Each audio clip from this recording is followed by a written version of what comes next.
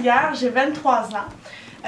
Aujourd'hui, dans le fond, je vais vous parler de mon voyage en Afrique, au Sénégal, plus précisément à Babac-Sérère.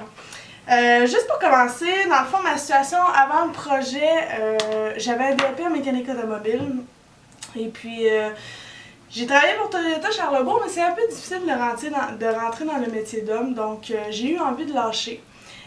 Et puis j'ai entendu par après parler du projet Sénégal-Afrique, et puis j'ai sauté sur l'occasion. Moi, mes parents sont suisses déjà, fait que j'ai voyagé beaucoup en Europe.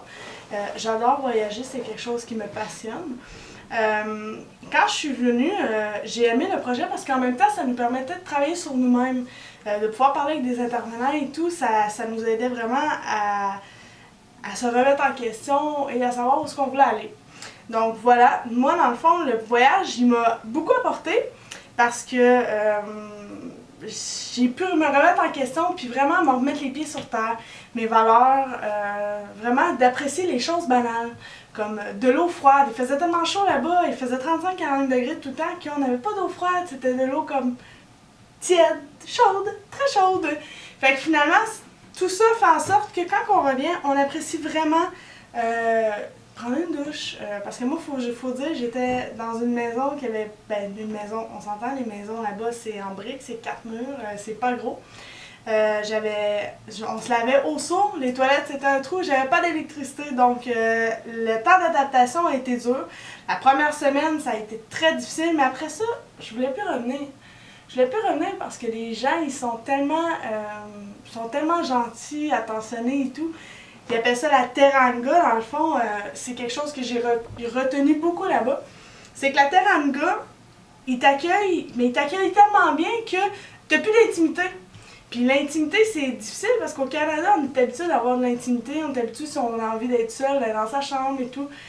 Mais là-bas, si on est tout seul, ils pensent qu'on file pas, on est malade ou qu'ils n'ont pas bien fait leur travail dans le fond. Mais ce qui n'est pas le cas, c'est juste que nous, on est habitués comme ça. Puis même quelque chose qui m'a marqué aussi de ce voyage-là, c'est à quel point justement les gens sont généreux, qui s'entraident.